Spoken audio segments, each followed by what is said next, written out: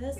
We are in the beautiful Phrase Hermetic Supplies. Thank you so much to Martinique for letting us record this conversation here.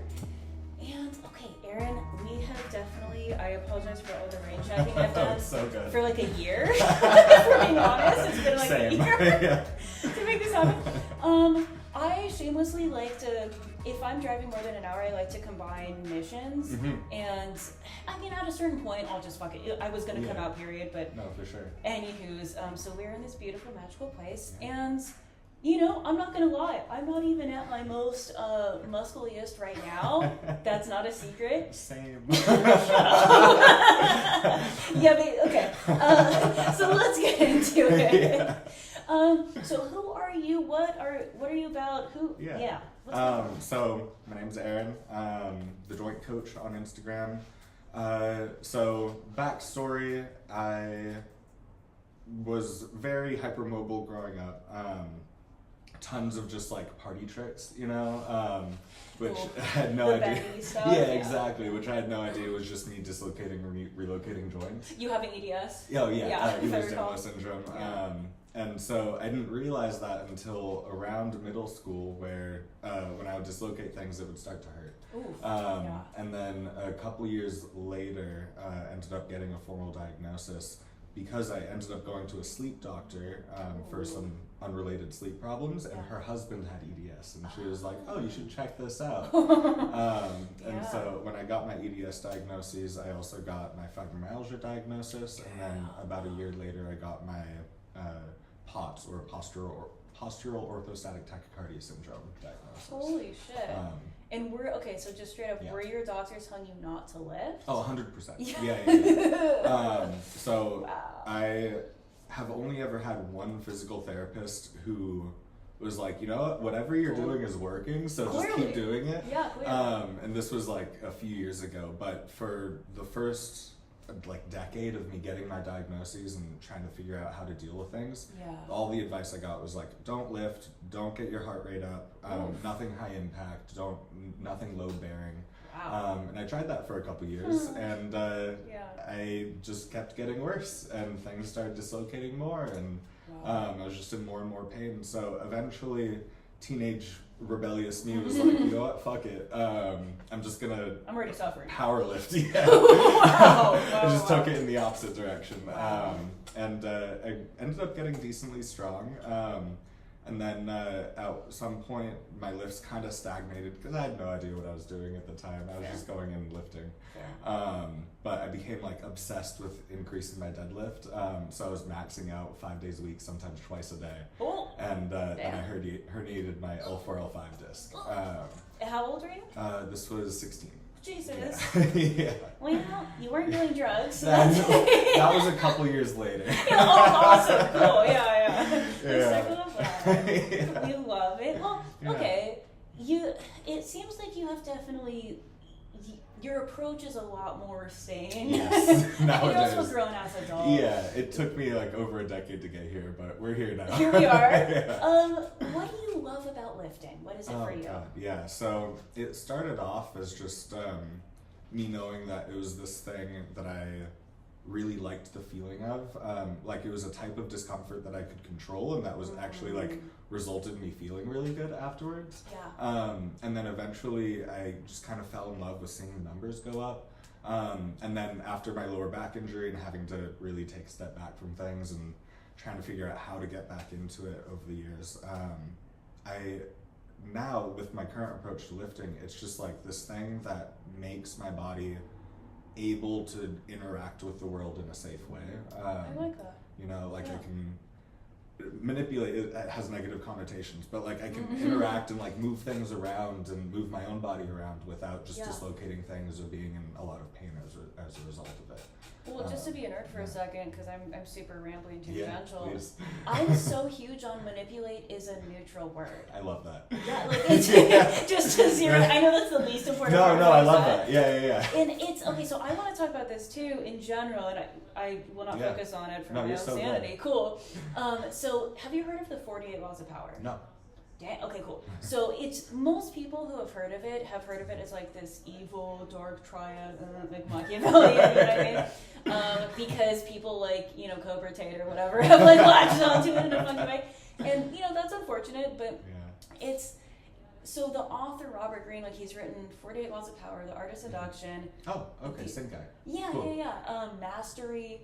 And overall, like I bring it up only to say, I think people focus too much on, he's a little bit, so I'm gonna accepting that I'm a trickster. I like to come off a lot edgier than I really am, because it's fun. And it makes hopefully it makes people think is what I really want. And Robert Greene also, I've noticed, revels in his own bad press, and he's like, yeah, I'm such a bad boy. And I'm like, okay. But what his real point is that it's skill. It's about just develop skill, develop competence socially, and then build who you are from there. So to your point, manipulate, you're literally just making, as you said, your body safer to live in. I think about it in the same way. Like I say I mentioned like the negative connotations around the word manipulate, not because I have negative connotations for myself, but just societally, right? But yeah, like when I think about me interacting with the world and moving something, that is me manipulating the world around me. Physically. And even just like giving somebody praise, you know, that is a form of manipulation. It's not negative. It's just you're saying something that is having a result, you know? I love that we're having this conversation in a witchcraft store, because that's precisely, witches have this conversation all the time. Oh, that's awesome. Because that's like what we're doing, just on a non-tangible usually level. But I was so excited to have this conversation with you, because obviously, you know, everyone has their own reason to get into fitness or start exercising. I have a few different ones myself, and to me, it's basically it's a devotional practice. And for me, my impetus really was like, just to get straight into it, I have a history with like sexual assaults and other stuff, and I was walking around with tons of rage all the fucking time. It's a horrible person to be around. And I'm like, if I don't do something, I'm gonna kill someone. Or myself, you know. Right. And but I'm really stubborn. I'm like, that's bullshit. I don't want to take this out on people, and I have, you know, I'm really annoying. So I started lifting, and I'm like, oh fuck yeah, dude. Like I wanted to exhaust myself. And so for me, my motivation was always emotional, which is where like I've tried to make things a little more structured here and there as of late, and like having an actual program and not just doing whatever. Because I think a lot of people are so intimidated, and you probably see this all the time as a trainer, like people are just intimidated by doing anything but cardio. Which sucks, because like that's not where things are really gonna happen. And like it's not like I miss, you know, frickin' Olympia by any stretch, you know, but it's just, I don't know, there's so many factors to get into. I would love to hear just, you know, your insight in general. So you mentioned getting into it for emotional reasons, and I don't think that's a bad thing by any means, you know. At the end of the day, to me, it doesn't really matter why you're doing something to better yourself. You're doing something to better yourself, you know? And even with that, like, I definitely go through phases where I'm channeling a lot more, like, sadness or rage into my lifting, but that's why I have the structures that I do, because without those, then I go way overboard. And that's when all of my injuries have happened, is when I let my emotions take the reins and I go outside my program.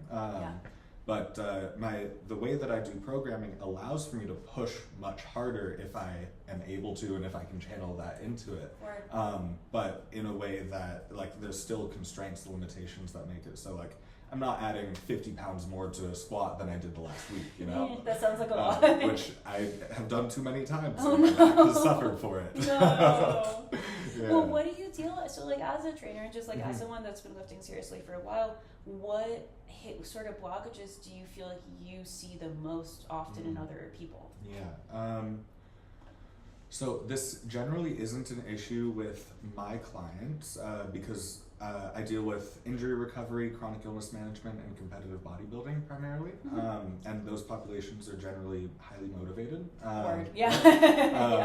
Injuries and illnesses, like, you're in a lot of pain, right? That in itself is a strong motivator. Competitive bodybuilding, you're also probably in some level Oh, of emotional pain. sure. Yeah, You're suffering. yeah, I did a competition last year, and I realized that I'm A, not masochistic enough, and B, do not have nearly enough like body dysmorphia to drive me into this. No, that's so real. That's so real. I'm not competitive by nature. I That's rad. want to improve myself, and I compare myself to my former self. But like, I don't care what other people are doing. Like they You're do too that. healthy, yeah. No, exactly. You're too But much healthy. I think the big limiting factor that I see in most people that I talk to is the motivation consistency aspect of things. And a lot of people ask me like, how do you keep that motivation? Like, how do you stay consistent with it? I have maybe a callous view of this, but if you're in enough pain, and if you really sit down and acknowledge how dissatisfied you are with some aspect of your life, how are you not going to go to the gym? You know, right? If the gym can improve that thing, and you are really real with yourself about how miserable it is staying in the state you're in, or watching what will happen as a result of not doing this thing, and you like actually sit with that fucking sucks, you Absolutely. know?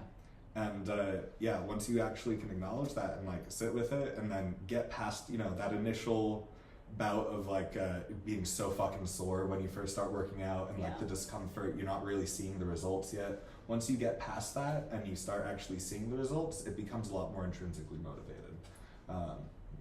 You know what? I love that, and that's a much more accessible answer than like Jocko's motivation's fake.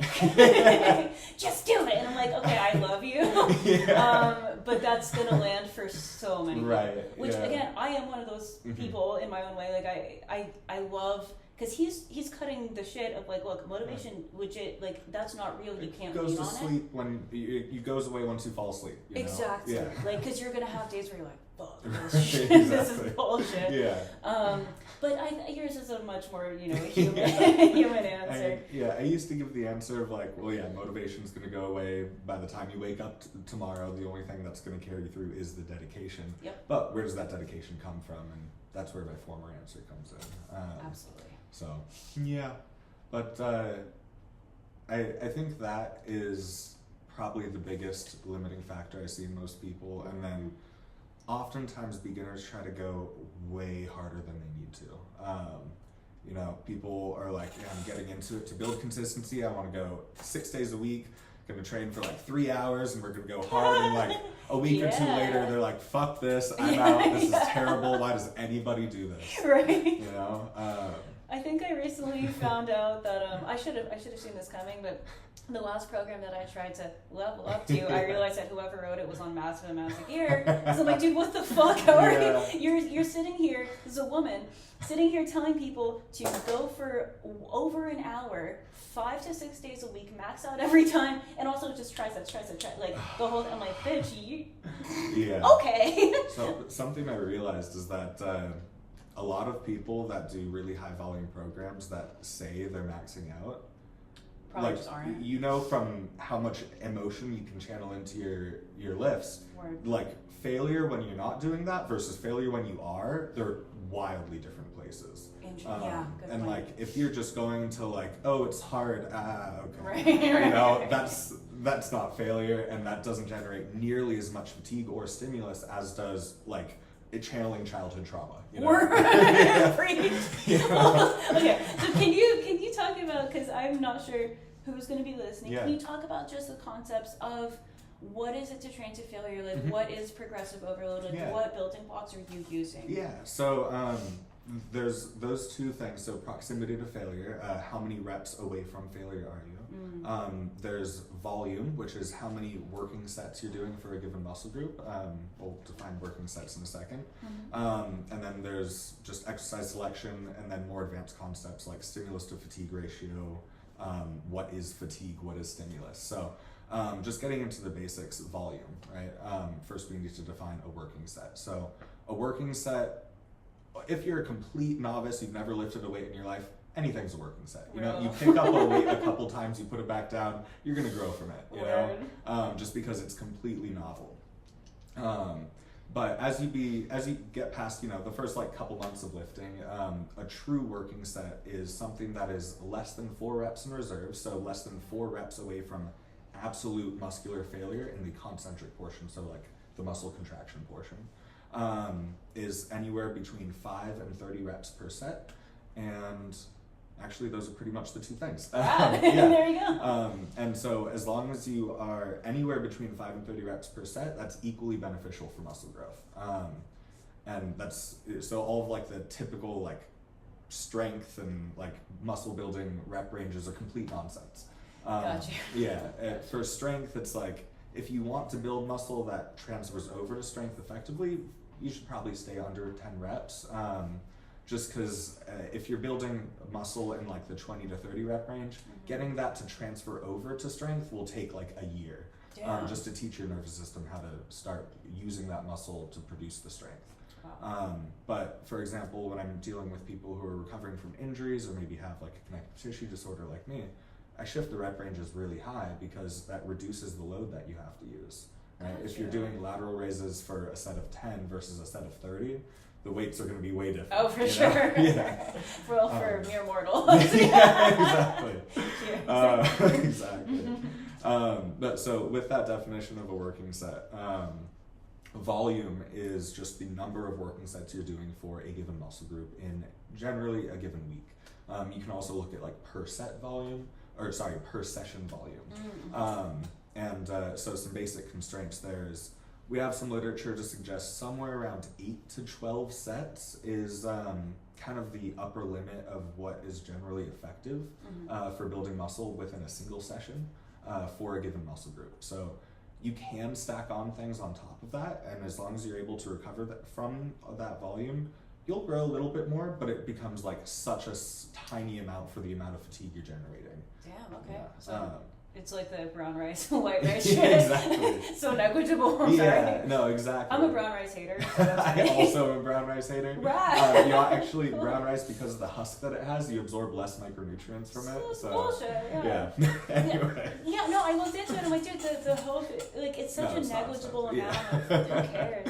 So do you have any like pet peeves of like shit that's just not worth it when it comes to biohacking and like fitness stuff? Oh, I mean, the vast majority of anything that's considered biohacking is just a waste of time. Like, okay, how much protein are you eating a day? What's your sleep look like? How are you managing your stress? Real. If you're not doing just the basics, like, okay, when was the last time you worked out? Totally.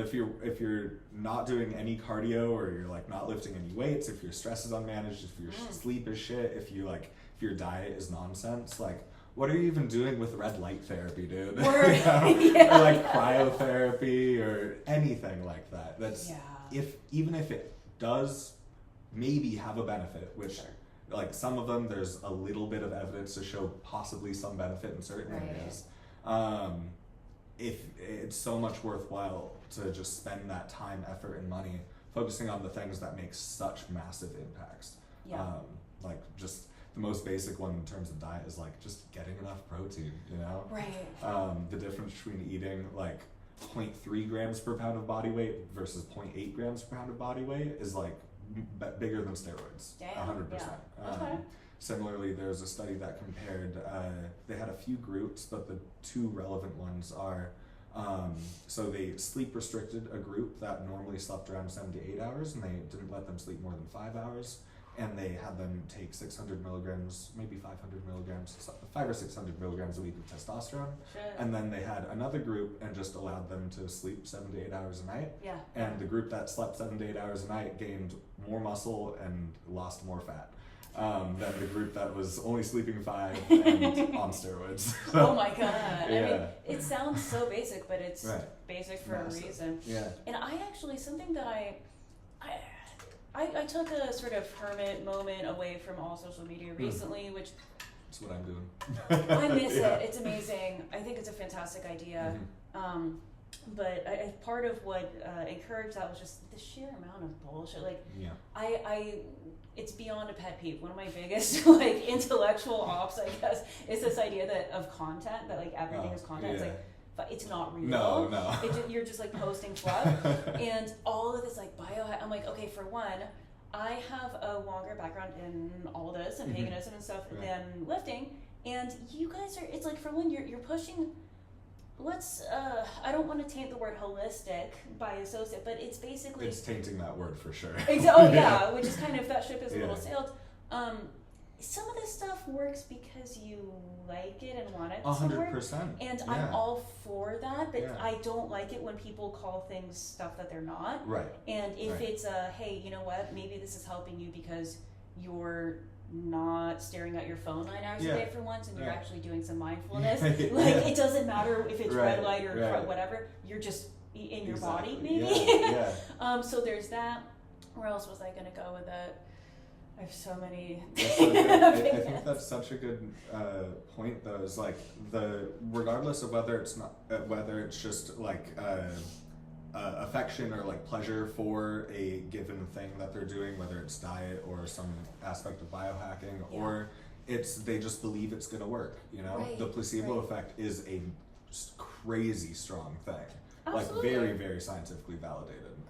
And relatedly, that reminded me of what else I want to say, which is I've been kind of, the one thing that I don't think is total woo-woo from my laywoman perspective, I've been seeing stuff to the effect of like basically women need more sleep than men, generally speaking. And at least maybe I'm just sleepy, but like I've been noticing like at least all the dudes that I've ever known tend to be chilling on 6 to 7, max 8 hours. And like the past several months, I want 8 to 10.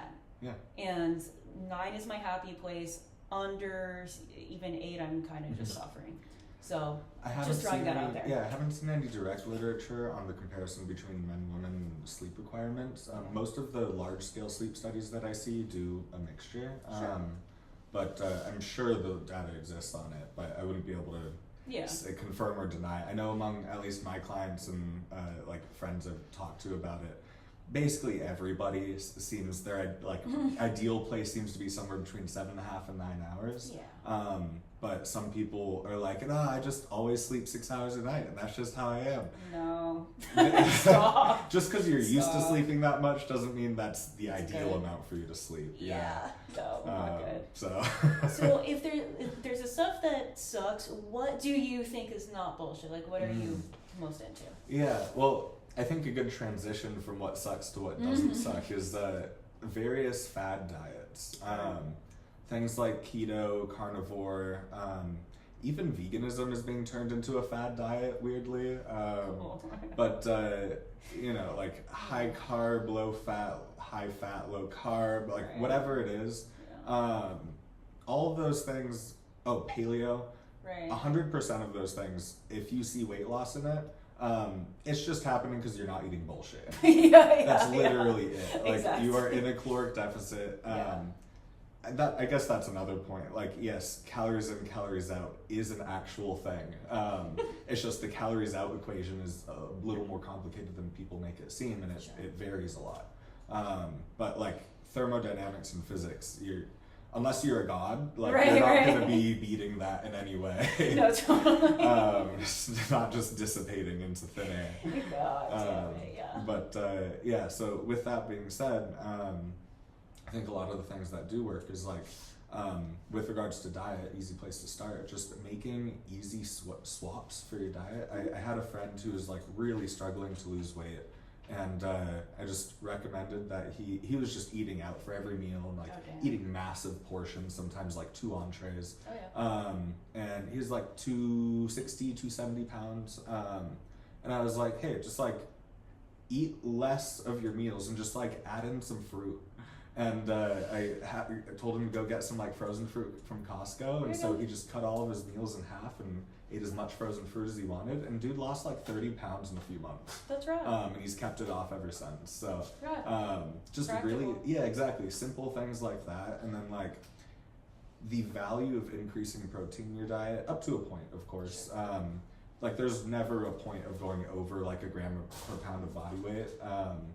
But even about 0.74, 0.75 grams per pound of body weight is what we know that'll maximize the benefits to muscle protein synthesis.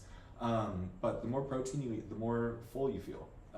It's like very it increases satiety quite a bit. And really helps decrease cravings, and just that decrease in cravings can really help people clean up their diet overall. Makes total sense. Yeah. So that's kind of the diet side of things. And then for training, I think a lot of people stick to sort of like this number of sets of this number of reps. Right. And that is nonsense. Because especially if you're going with a pre-made program, for example, different people require different number of sets for different muscle groups. Sure. Within a given 4-week time span, I'll be doing different numbers of sets for a given exercise for a given muscle group. Just because, let's say after a deload, which is a period of very light or no training, my muscles or everybody's muscles are very sensitive to stimulus. So I'll be doing a lot less volume then, a lot less number of working sets then, as opposed to after 4 to 8 weeks of accumulation, I'll be doing way more volume by the end of that. Just because my muscles need that much to actually get a good stimulus, get the same pump, same amount of soreness, all that. But with that being said, like I can't maintain that level of volume constantly or I'll just die. Yeah. So I accumulate from low volume to high volume, take a deload and repeat. But most people won't need to do that, especially if you haven't been lifting for like a decade or you're healthy. Yeah. Makes sense. Yeah. God, okay, so there's two specific things I do want to ask about. One is, I guess, easier, I think. What do you do for stress management? You talk about that being a factor. Yeah. So a lot of things. First is sleep. Really? Yeah, and we can go into sleep hygiene in a bit. I have way too much to say about that. Oh yeah, but, when your sleep is dialed in, then your body's ability to regulate cortisol production is vastly improved. Then there's a bunch of supplements that can help with stress as well, but as far as like actual lifestyle and behavioral things, things like make sure you're doing things that you enjoy in your day, like taking time for yourself and not just go constantly. Scrolling on social media does not help relieve stress. Crazy. Mind-blowing concept. You know, I'll have clients that will be talking to me about how stressed they are, and then I'm like, okay, how much time did you spend on social media yesterday? And it's like 3 or 4 hours, and I'm like, well, go for a walk. Touch some grass, bro. God, dude. Literally, getting outside, just being in the sun is such a powerful thing. Don't stare right at the sun, but crazy. Yeah. That's where I really think, like, okay, so I understand, like, minor segue, the butthole sunning people and like soul bra and that whole thing. Yeah. Like, the shit that they're fixated on, obviously patently insane. However, what they're effectively doing, they're just getting out in the sun. yeah, no wonder. Yeah. I mean, of course you're naked, you're getting sunlight, you're having fun with yourself, clearly. You're not taking yourself too seriously, I would imagine. Hopefully. Yeah. Dude, if you're sober, like, please. Oh, God. So, like, because of course, like, the individual, like, your butthole's not, okay. Yeah, whatever. But what you're effectively doing, of course, like, sure. Getting outside, being in the sun, I'm for it, is what I'm saying. No, 100% same. And just don't be insane about it. No, I mean, don't preach sunning your butthole is the cure to all diseases. It's not. The second people start saying that whatever cures cancer, I'm like, okay, shut the fuck up about the curing cancer. Do smoke the weed. Right, whatever it is you're doing, exactly. you can just do it. Yeah. So anyway, you were saying. And just a note on that. Saying that something is going to cure or fix an illness, that pisses me off more than any other claim, because that encourages people to seek out that instead of the actual treatments for it. I'm all for healthy lifestyle, behavior and mindset management, exercise, good eating and stuff, but like medicine exists and it works, exactly. And like if you break your arm, are you just not gonna go get it fixed? Right. Like, right? If you have cancer, like should do something about it. No, I'm so not. It becomes this weird crunchy Olympics shit. Yeah. I'm like, I never take Tylenol. It's like, well, you're stupid. Like, cool, yeah. You're fucking like, have fun with your headaches. Right? Like, I don't know what point you think you're making, because you can do all crazy. You can do all of the things, and I'm all for it by all means. Be proactive. Care about, like, I see this was part of what made me go offline. There's all these competitive housewives, which God bless, I'm trying to do what that is a too. competitive housewife? Okay, maybe that's the wrong term. But it seems like they're trying to out-crunchy each other to where they're like, I don't participate in the big evil pharmaceutical stuff. It's like, okay, cool, good for you, dude. Like that's again, these can be complementary. Right. Like if you sorry, if you need chemo, you should probably get it. Like do it. The caveat to that is if you're gonna die no matter what in 6 months, but like being on chemotherapy and radiation would increase your life expectancy to like 8 months. Right. You know, but you're miserable that whole time. No, like that's a point of consideration. But I'm so for whatever weird shit you want to do. Right. And I've noticed though, I wonder if a lot of that is, I mean, there's always been grifters. Mm-hmm. Social media, I think, has obviously dramatically enhanced it. Yeah. But I think the bigger the claim you can make about whatever you're doing, the more attention you get, because people who are either emotionally vulnerable, gullible, or just don't want to do whatever the work is, it's the same thing where it's like, for example, just with magic, because it's on my mind, people love freaking themselves out about love spells. Oh, yeah. And I'm like, babe, for one, most people don't have that kind of power. Can we be serious for a second? Most people don't have that power. Maybe, sure, like sometimes I've known people that have that kind of juice, but the thing is, in my opinion, but you're also discounting, are you not mentally level? Like, are you just susceptible to everything that's thrown your way? Right. Like, you have no faculties, right. Or like, you're not sentient? Right. So that's where I'm like, okay, yeah, you can freak yourself out about it and like maybe get clients by being like, I can do all this, that, and the other. Right. And dumb people will go for it. Yeah. But for the most part, like everything is a lot,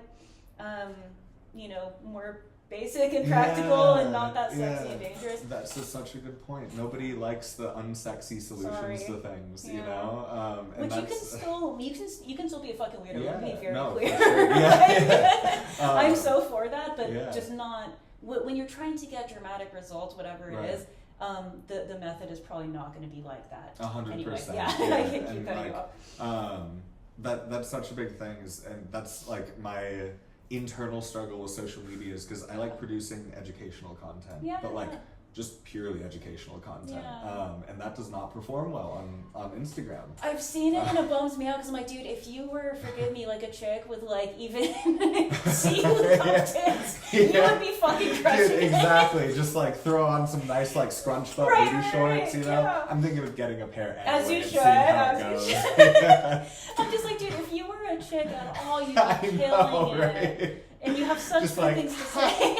Follow me, subscribe. And like, I love my like thirst trapping women's out there, but it's like they're not even saying anything half the time. Yeah. And like, I like attention too, but like let's. Yeah, I ain't knocking anybody for like using what they got to get the followers and the attention, but it's like if you're using that as a platform to market bullshit, then it's just. It bums me out. I'm like, I don't think people should not be allowed to do that. People should be allowed to do whatever the fuck they want.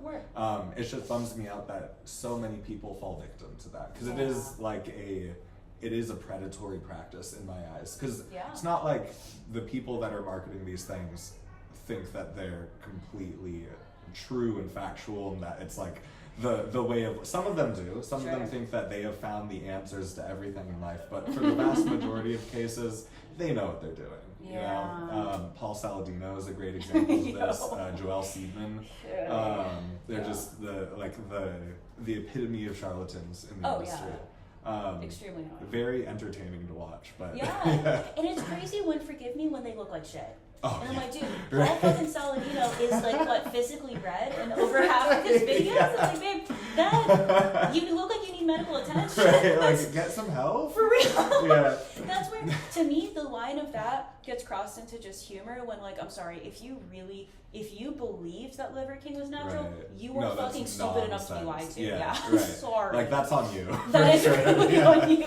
No, I am completely in that boat. When people were, like, upset when they found out, I'm like, really? That was a thing that you weren't expecting? You were being slapped in the face with that. What the fuck? Yeah. Okay, you just go read a book. Right? You know? Or just, like, interact with, like, have you never met anyone that's, like, on just, like, talk to people, like, Like, look at the best natural bodybuilders in existence. It's not like they don't know what they're doing. Yeah, like, if there was some secret thing, they would be doing it by now, you know? But, like, the best natural bodybuilders in existence at, like, my height, like 5'10", 5'11", maybe 170, 180 pounds on stage. And, like, it's hard to get much bigger than that naturally, you know? Even one of my clients that I peaked recently, he was relatively big for how he was on stage, and he was like 165 at 6 foot. Damn. And he still could have lost a few more pounds. So sure, it's like he started off at like 215. Wow. So it's just people really overestimate how far you can go naturally because so many people in the space are enhanced and lying about it. Yeah, I mean, I guess that goes back to you don't have enough body dysmorphia to like be part of that whole shenanigans. I'm like, I'm on TRT, I'm on HGH, and like, fine, you know. Well, how old are you? I'm 26. You're 26. Yeah, and I started TRT when I was 20, right before I turned 23. Huh. I had recently gotten some really bad shoulder injuries, so 2 on this side and 1 on this side. This side has a partial labrum tear, and this side the labrum is just not attached anymore. But I can do things. We love that. But because of that and the lower back stuff, and at the time I was dealing with some ankle issues, there was just like the amount that I had to do to actually get stronger was more than my body and my joints were able to recover from. So I knew that wherever my testosterone levels were, I just needed more. And it just happened to be that I was deficient in testosterone. So that it was easy to get the prescription. Sure. Well, I mean, you have legit so much, you know, health and medical stuff going on. I can get anything that I want from doctors. That's right. Well, can we talk a little bit about that? So, like, this is solely, and not to throw myself under the bus, this is as a just appreciator of gym dilfs. I've noticed as far as, like, you know, an enjoyer, if you will. I feel like this is not a secret. You've made that very clear. Sorry. You know, this is a mystery to no one.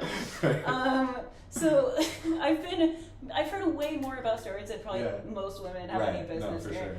So like, but I've noticed there's a lot of, I feel like, just young dudes that don't need to, like, this is my laywoman perspective, my appreciator perspective. If you are, let's say, at youngest 35, barring medical stuff, barring no other health issues, sure, it makes sense to get on TRT or whatever. No, it's like genuinely healthy at that point if your levels drop. You know? Like, younger than that, it's insane. I feel like you're screwing yourself because you're so young. You're probably not worrying about the sleep, all the other stuff you're talking about.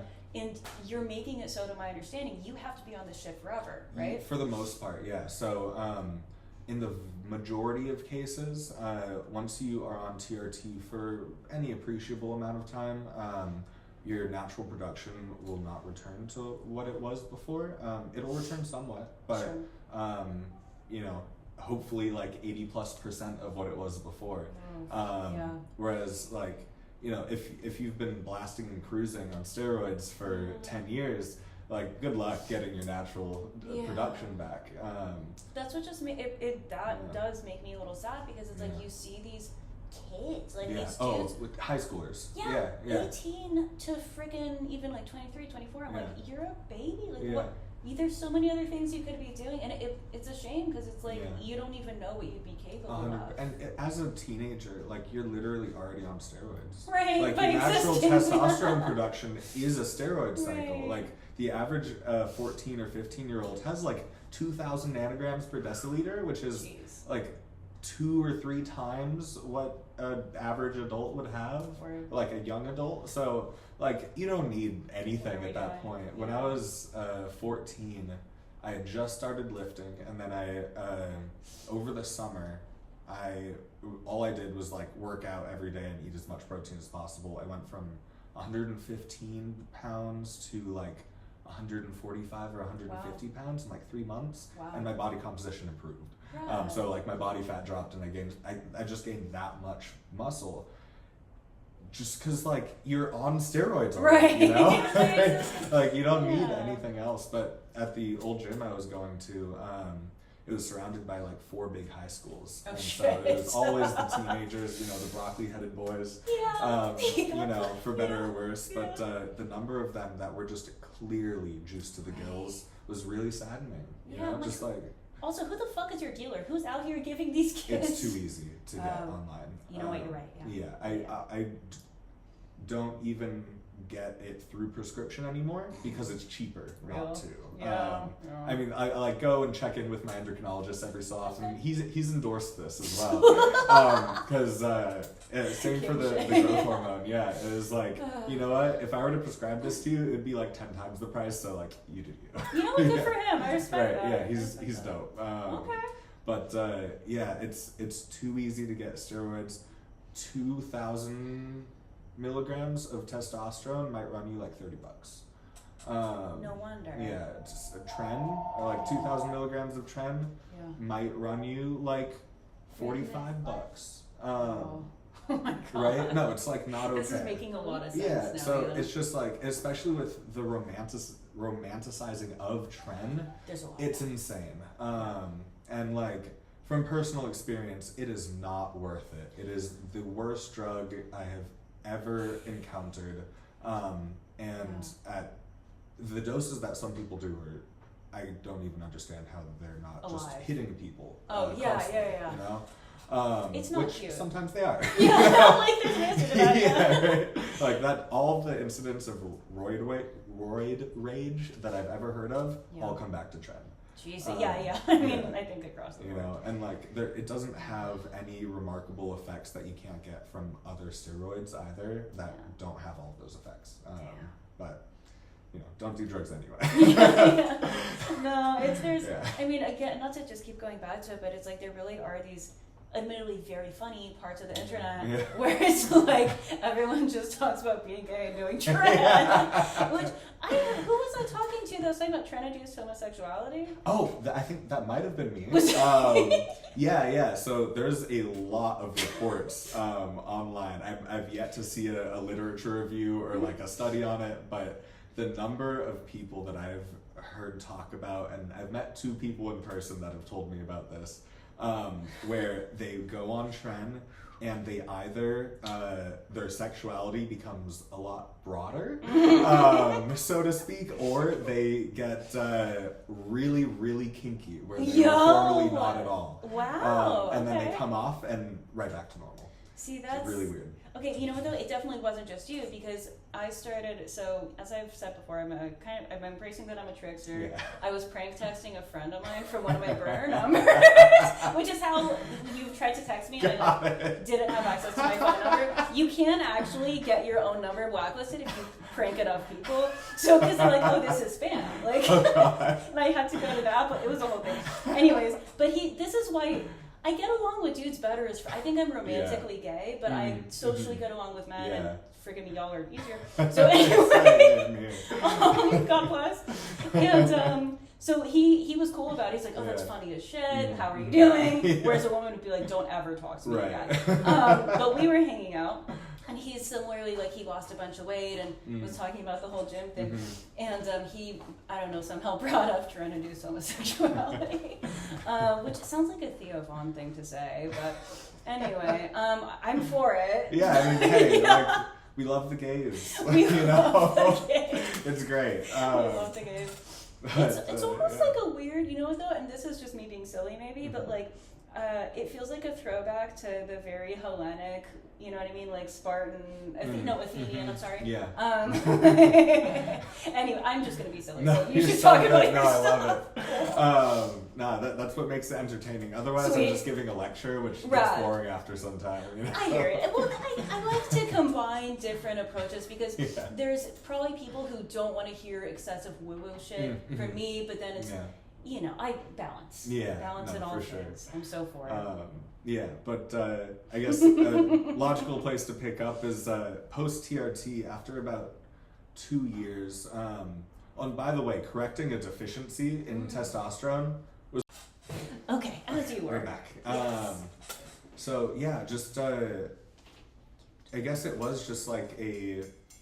lack of shame in being myself, you know? I was just like, well, I'm just here, I'm enjoying life more just at baseline. I don't know if it was because of like a shift in neurochemistry or just because I was actually able to start seeing improvements in my physicality, my ability to live. Yeah. But either way, I was just feeling better, and it was just like social situations just felt natural for the first time. And it was just like, well, like there's always like still awkwardness and stuff sometimes, and there's always uncomfortable situations, but like just interacting with people and like having conversations didn't feel so forced, and that was so fantastic. That's awesome. Yeah, and within, God, I have pictures from the first week that I was on TRT, and then from like 6 months later, I went from like almost having some abs, and I was at like 180, but maybe like 18% body fat to maybe like 6 months later, I was 185, so not much different. But I was shredded. Oh, fuck yeah. Crazy. And I didn't change anything else because I already had my sleep dialed in. I was already managing my stress. I was already working out effectively. Okay, cool. We're back. We're in a Twitchy store. It's the ghost of Christmas past just coming. Yeah. Clearly, I didn't make the right offerings. Let me delete some shit off my computer. Well, we're still recording. Please stop. It's struggling. It's like, bitch, it's not a ghost. You just have too much on here. I'm going to keep pushing it. Yeah. Let me close this. Cool. Whoever... I'll cut this up. Oh, my Lord. Stop it. This is what editing is for. Yeah. Yeah. Beautiful. Okay. We got I'll this. Take the whole place down. Thank you. I have that ability. But yeah, so it was... That's eventually what got me interested in bodybuilding, because I saw that the approach that I was taking to fixing my joints just happened to give me like fucking cap delts, and I was like, wow, I'm shredded. Yeah, what now? Just so then I got more into bodybuilding, where at the time I was much more focused on like rock climbing.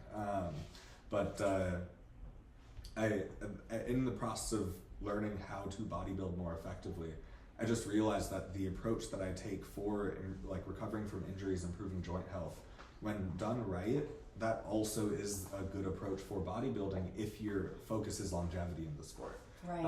Sport used loosely. Sure. It's more of a beauty pageant, but I'm not complaining. No, I'm here for it.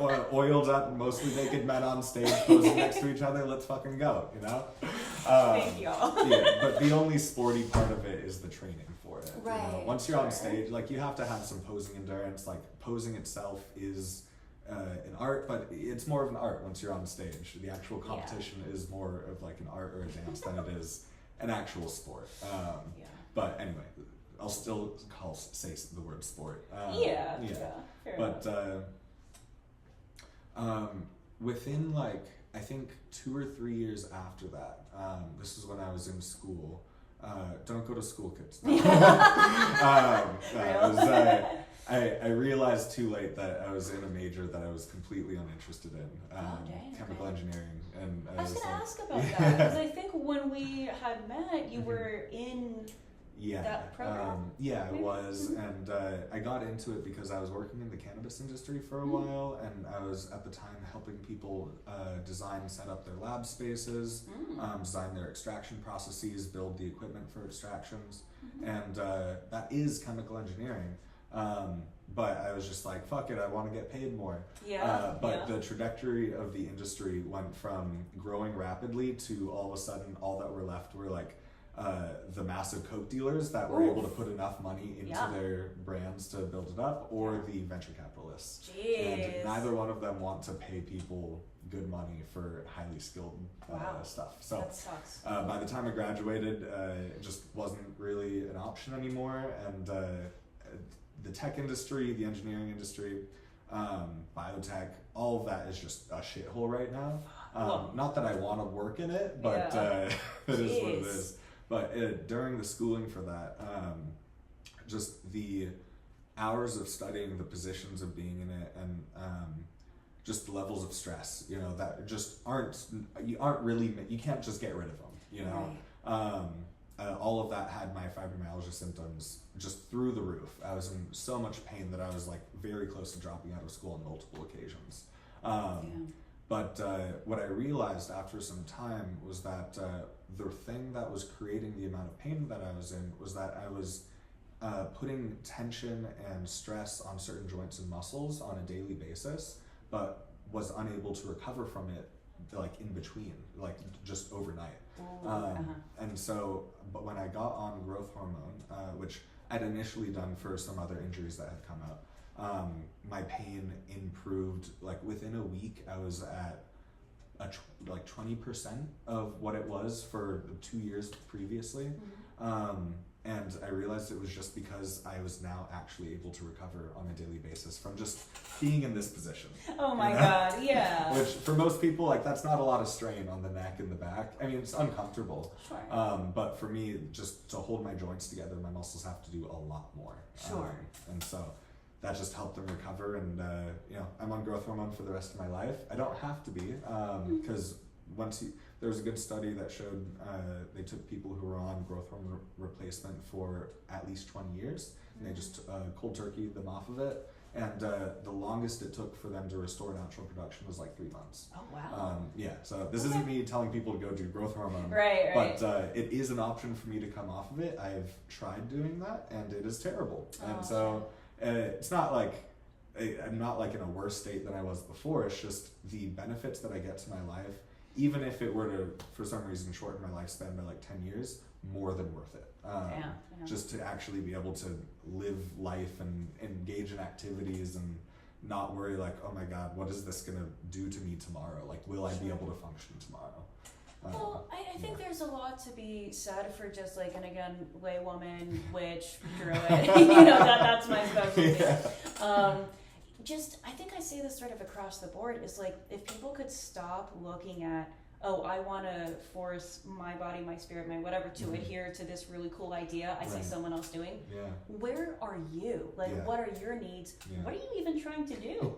You know, because like, I'm bisexual. I appreciate all of the competitors. I think that's awesome. I don't necessarily want to do that.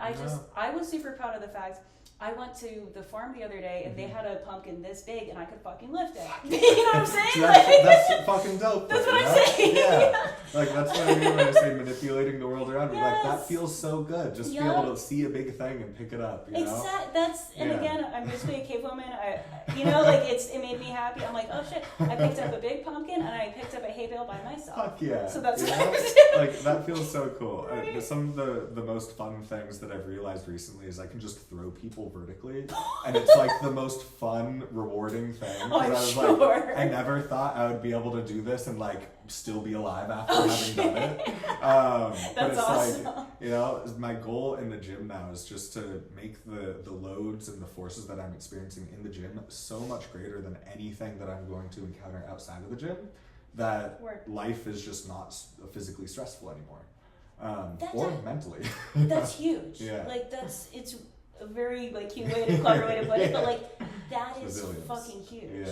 And I feel like people get so wrapped up in all of this different, like, I'm sorry, just navel gazing about like, what does it mean, the politics of going to the gym? It's like, bitch, do you want to be able to pick up the pumpkin or not? You know what I'm saying? Like, you are so, like, people get so wrapped up in these little mental circle jerks, and it's like, sure, like, use your brain or whatever, but at a certain point, you're not even doing that. Right. So I think just fully, like, the best, in my opinion, the best way to counter, like, I get it, like, eating disorders, promoting whatever bullshit, like, that sucks and that matters to counter that, but you don't counter that by physically debilitating yourself, essentially. You counter that by being like, hey, here's what matters to me. I want to live, I want to be able to do this, that, and the other, and do what it takes to do it, and not 100%. Navel gaze about that. A lot of, actually every single competitive bodybuilder that I've coached has had a degree of body dysmorphia that has led them to, before working with me, doing a ton of things that were completely counterproductive to their goals. And at the end of the day, I don't even worry about fixing their body dysmorphia. That's a therapist's job. My job is to make it so they aren't doing things that are detrimental to their goals, right? And so if your goal is to be a competitive bodybuilder and you're trying to build muscle, right? Or let's say you're in a contest prep and you're just trying to hold on to the muscle you have while you lose a ton of weight. Just staying in the gym, like beating up a single muscle group for 3 hours, that's not going to help you maintain any more muscle than just doing a few hard sets for that given muscle. And I've had a couple clients who I've just had to sit down and be like, okay, what is your goal? Okay, this is your goal. What are the steps that will most effectively get you to that goal? Yeah. Okay, nothing else matters. Like, don't do anything else. I love it. Just do that. You've already identified what you want to do. Okay, even if it's your body dysmorphia saying that you want to look the best as you can on stage, well, you still want to look the best as you can on stage. This is what needs to happen to get there. Totally. And I see similar things in the chronic illness space, not just with people that I coach, but like I've been to support groups and stuff over the years, and a lot of people kind of, like you were saying, they just get lost in the thoughts about it. And I realized a while ago, like, I'm in pain if I'm laying down not doing anything, and I'm in pain if I'm moving. So I might as well do the thing that results in me being in less pain in the long term, even if it takes like effort right now. I'm in pain either way, so it's like I'll just be in pain and put a little effort in. And like a saying that or like an idea that I lived by for a while was like, do right now what will make you feel the best tomorrow, a week from now, and a year from now. And by doing that, like, it doesn't matter how shitty you feel right now, like, what's going to make you feel good tomorrow, you know? And I think that can apply to completely healthy people too, you know? If you're living for tomorrow or a year from now, that has you thinking a lot more productively, for lack of a better word, than just like, what do I want right now? That's a lot less hedonistic, essentially. Totally. And that's something where, like, what really, I won't put labels on my thoughts on it. Let's say I'm frustrated. Where people get very caught up in, like, whether they want to call it the politics or something or whatever the fuck. It's like the commonality that I see across the board with people that engage with fitness seriously in whatever way is, I feel like, just a desire for personal agency, whether that's, you know, chronic illness, health issues, or just across the board. Like, you don't need a fancy reason. And there's people that want agency, and there's people that, like, see it as an imposition. And I'm like, babe, you're gonna grow up no matter, like, the time is gonna pass no matter what you do. Sorry, like, and this is just in the me being a bitch category. No, like, some people refuse to, like, grow up or have agency, though. You know, it's a lot more comfortable to be a victim to everything else around you and not take any personal responsibility. The more so, like, when I talk about, like, pagan stuff specifically, the term Funko Pop pagan has come up a lot, but I don't think that it's not unique to that sphere. The whole Funko Pop Disney adult thing. Oh yeah. Like that, the whole agency is. I feel like I'm starting to sound like my mother. Like, the more time passes, I'm like, you know what? The grandma advice of go outside, take a walk, and eat an orange. It's hitting like crazy. It's based. Right? I'm like, you know what? They were on to something. Christ. Because, like, no one is, and you can take this however you want. I personally choose to be reassured by it. No one is going to do whatever it is for you. No, nobody cares enough about you to do your life for you, you know? No, and you can not your parents, not your loved ones, not your significant other. Like, it's on you at the end of the day. And trying to put that responsibility on other people is just biting you in the ass. And, like, super off-putting for the record. Not enjoyable to be around. And also, like, let me know if this is too much in the spicy category. This is, I think, why, like, dudes that even act remotely or call themselves remotely dominant. If you're not a horrible, off-putting person, it's why you'll clean up like crazy. Because at this point, I think so much of it is, like, we want competence so badly. Like, we're so, and I say we just as people. Like, it's this Disney adult shit. It's the everyone, like, you're spending a full working day on TikTok, that when you see someone who's like, oh shit, like, he's competent. He has basic skills. He's an adult. It's like, oh, I need that. I think the downfall of that is there's a lot of people in, like, the kink space that say they're doms without having the competence or the ethics. And that's where being a proper dom. And that's where, if anyone has seen Yellowstone, that's where me channeling my inner Beth Dutton tends to come out, where I'm like, baby, I will give you 5 seconds to walk that shit back in my presence before I make you regret the day you were born. So, like, because It's funny. So like I kind of talk about hedonism. Yeah. I've been in. I've been on and off in that space for so long that I've pretty solidly. It's not that I care less about it. It's just I've reevaluated my relationship to. It is a subculture and it's a so-called quote community, which is a different topic. To where like I still love what I've always loved. I'm the same person, but like I don't want to have to. For one, I don't want to have to deal with that shit all the time. Yeah. For two, I think when you're just to the effect of like, okay, what are we building community on? And if all you have in common is what gets you off, fucking wonder. Like, so it's I don't even know what point I'm trying to make. I'm frustrated about No, it. you're good.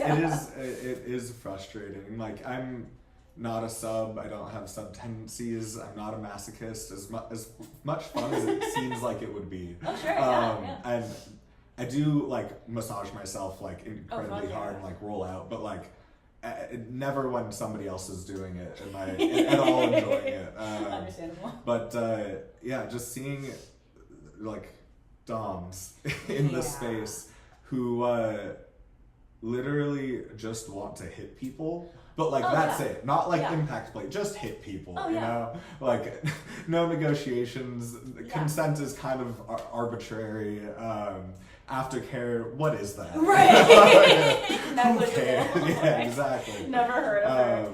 And it rightfully makes a lot of people who are a little bit more submissive or just lean in that direction super cautious, which they should be because people generally suck. And then you build once again an entire subculture on hey, we're into doing objectively violent shit to each other. Like as a culture, that's rough. Right. It's like part of my chafing with it is like, and why I've stepped back on a more I'll occasionally pop up at like a torture guard and a bondage ball. I like to dress up and show off. That's what I like to do. Fun, went to a kinky rave the other day. That was fantastic. Yeah. We love it. I mean, like, it should be fun. But like, my issue is it seems like so much there's two dramatic extremes, and one of them is people that are very much in the scene and in the subculture. And I'm sorry. Funko Pop, unsexy, on way too many SSRIs, don't go outside. The intersection between those things is wild to me. And I'm like, babe, why are we making kink your entire identity when frankly it seems like you can't or don't fuck? Let's be very serious. You have no sexuality, and many of you don't take care of yourselves, so that's really not that appealing to. This is what drove me nuts. It's like primal drudgery. I am the person that if I'm at a real, I will throw down. Yeah. Right. But I got tired of feeling like I was one of the only people that was willing to go hard at this stuff, and everyone else is just like, my Dungeons and Dragons game, and like maybe I'll spank someone later. And I'm like, bitch, grow up. But then, so you have that, and then you have the people who are like, what's after here? Right. But people fuck them because it's more primal, it's hotter. And it is sucks. hotter than a Disney adult, that's for sure. But which again, terrible. And don't fuck these guys. Like they'll kill you. Actually, like it's not good. Vet people. But this is why I've stepped back. And some of the most serious players that I know in that world do not date or sleep within the scene anymore because all of us are like, ew, like none of it. This ain't it. So it's too many. I want to see. I think across the board, just more. Stop trying to prove a point. Stop trying to be someone. Right. And what is calling to you? What do you enjoy rather than like what inflates your ego? Thank you. Yeah. Or what helps you escape reality? Right. And like also, if you want to just make friends, you're allowed to do that without because there's so many people in BDSM who are like, baby, you are just a cute little cinnamon roll. Right, you don't want to. I can tell you don't want to do any of this. There's and there's so many people that, mind you, BDSM is a huge umbrella. You can do plenty of stuff without ever touching sadism or masochism. Right. However, if all you're doing is you're kind of just there for the community aspect, and it's like there are so many communities that like are genuinely wholesome. Who are that like don't threaten safety or like have you maybe do things that you don't feel comfortable doing or like feel pressured into saying yes to things. So I'm just like, I would like, my thing is, I just want a better class of degeneracy. So it's not that I'm hopefully not patronizing anyone. I'm not moralizing at anyone. Yeah.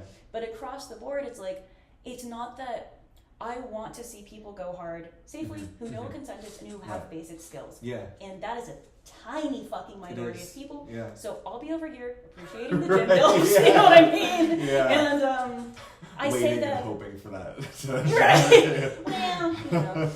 And then also, just to throw this out there, the pipeline of like submissive or sub-inclined woman to raging cunt. Oh. Just to defend yourself sucks. Yeah. But it is what it is. Yeah, really. So anyway, not to No, it's great. I love this topic. Word. On that topic, like when I was first getting into this space, and like I'm not an expert by any means, you know, is another reason why I don't call myself a dom, because like I don't have nearly enough education to call myself that in my eyes, you know. I think a lot of people will just say like, oh yeah, I'm a dom. Right. I feel like that there's a lot of responsibility behind that word that I might be able to handle, but I also might not. And I want a lot more formal education around that first. I respect that a lot. Thanks, yeah. But like when I was first getting into it, I wanted just a whole class or workshop in just like negotiation.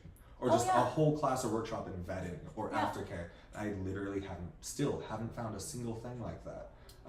It's just via like interacting with a lot of people in the space and like a lot of people that are really open to chatting about these things that I've gotten to learn them. But like it shouldn't be that hard, you know? That should be the foundational aspect of getting into kink or just being a fucking human. Yeah, that too. Like negotiations aren't just a pure kink thing, you know? And I remember there was this article I came across years ago that was something like, oh, like normal vanilla stuff is too hardcore for me as a kinky person. Yeah. And the premise was basically like vanilla people basically don't, there's too much of not talking about anything beforehand. It's just assumed or like guessing and you're like, I want to be spontaneous. And it's like, babe. No, I had an interaction like that recently, and I was like, this is the most unsexy thing. Oof. Like I was trying to like initiate the negotiation conversation, and the responses were like, we'll just feel it out. No. I'm like, no, we will fucking not. We wasn't. Good for you. And I love it. Like, I have a little more fun with being evil at this point, but for across the years, like, dudes, this is the problem with being a woman, is like, dudes will just be like, I'll do whatever you want. And it's like, you have no idea who I am or what I like. Okay, chop off your finger and give it to me. Right. I'll do whatever I want. Yeah, so give me your literal ball sack. Yeah, exactly. So I can do what you should. Right? You know? So, you know, I say that, and this is part of why genuinely I like being a trickster, because I can either sit down and explain, here's where negotiation's good, or I can say, give me your fucking finger. Right. And then suddenly, real quick, you like, understand. Oh, okay. You understand why this happens. Because everyone has limits. Right. So anyways, that's just, I enjoy illustrating them. But you remember. Yeah, I like that a lot. Thank you. And that's why I'm like, look, not to just make it about me, just be careful with what the fuck you say to people, because I, manage it, but I'm a fucking psycho. You don't, there's so many times where I'm like, look, you're a sweet little cinnamon roll, you think you want me, you don't. Right. I'm telling you right now, you do not. I promise. There's some things up in here that should not be allowed. Exactly. Which, like, it sucks because you say that, but that's exactly what makes people want it more. And I'm like, no, this is not a mind game. It's like, no, like, you really don't understand. Like, this is not okay. I worry myself. Exactly. Like, I realized, like, one of my dearest ambitions is literally to just, like, go live in a cave for a while. And every time, thank you, I'm, like, really high on mushrooms. The few times I've been around other people, which I don't enjoy when I'm high, like, don't come near me. I'll start talking about the cave and like my longing for the people. Like, dude, I don't want that. This is just you. Nobody wants this. So, anyway, that's funny. Like romantically, I like the idea of just disappearing into nature. But then like, logistically, I just am like, probably not for me, but like the idea of it is fantastic. Totally. And I've kind of, I am realistic. Like I had the whole, I think when I was whatever red pilling is it can be a douchey term. Yeah. When I stopped being vegan and my hair wasn't blue anymore, Yes, yeah. so whatever you want to call that process, Yeah. I had the whole like romanticizing the homestead thing, and then I was like, to just be a farmer, because you're just for what? Like I gotta, but then you're just looking for water sources, and again, you're just doing agriculture. So like, anyway. I realized that too over COVID. I think a lot of people did this, like the romanticizing of like the homesteading, just being on a farm. At the end of the day, like, you know what, I don't want to just be a farmer, you know? That's not what I'm going for, you know? No. I'm still sympathetic to the impulse, but it's like we have to be able to make peace, I think, with where we are. Yeah. And if that means for most of us not doing that, if people, there's still, and I will circle back to relevant topics in 5 seconds. Whatever, I'm fine. I love this. Cool. There's this kid in my last corporate girl boss job. There was this guy that came in. I won't say who I worked for. But he came in to basically get rid of his smartphone by a flip phone and said that he was converting to Orthodox Christianity and becoming a farmer. And he was 21 years old.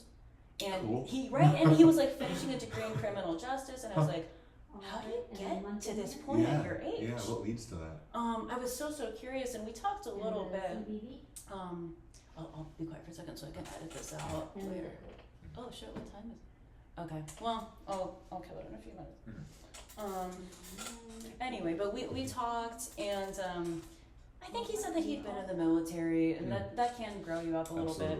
Yeah. But I think it's interesting to see like these younger people that are kind of getting annoyed by the fake shit quicker. Yeah. Just funky, because then it's like you see these millennials and these not even millennials, but older than that, who are like, why aren't the kids?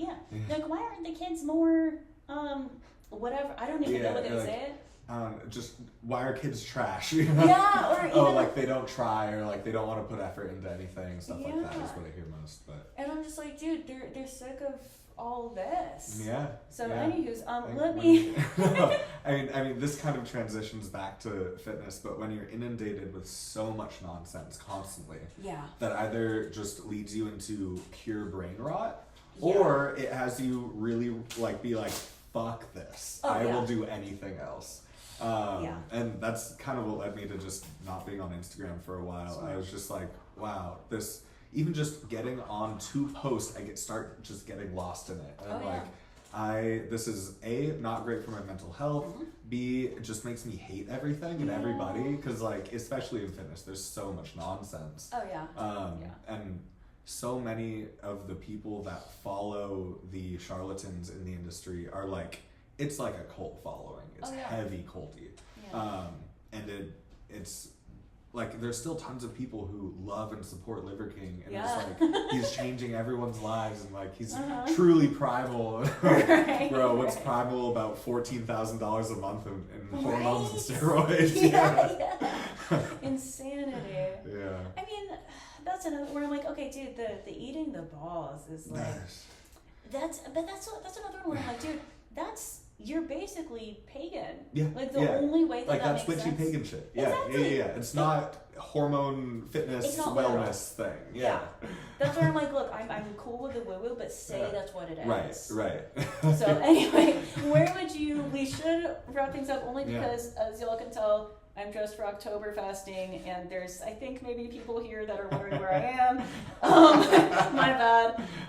Where would you direct people to find you, or what would you recommend? Hit me up on Instagram at The Joint Coach. That's pretty much all I have so far. But I do both online coaching and starting to do more in-person coaching if you're in the San Diego area. But I will also be, whenever I make my debut back on social media, I'll be releasing a handful of free courses and stuff. So that'll all be available in who knows how long. I love it. Well, thank you for coming out. I'm glad the rain check finally paid off a year later. This is great. Y'all heard it here, The Joint Coach. Thank you, stay tuned, and I'll end this the same way I ended all. Thank you for listening, but now it's the time to put your screen away, put close your laptop, put your phone down, go outside, and go do some magic. Thank you. brief little message from Editing Owen here. If you enjoy my conversations and Primal Druidry at large, I would love your support at my Patreon, simply Primal Druidry. It is $3 a month to access my writing, my acorns of little nuggets of druidry that you can incorporate in your practice or to reflect on as you see fit. Druid or not, that's totally fine. And beyond that, there are higher tiers if you would like early access to videos, audio meditations recorded by yours truly, and more magical engagement that I am currently brewing as we speak. So for as little as $3 and upwards from there, however much you would like to support, your support is what makes this weirdness even possible. I am a full-time weirdo, so this is what makes it even possible for me to drive out and interview cool people like Martinique, like Aaron, like the various humans that I will incorporate in the future. So I appreciate you, and that is Patreon/Primal Druidry.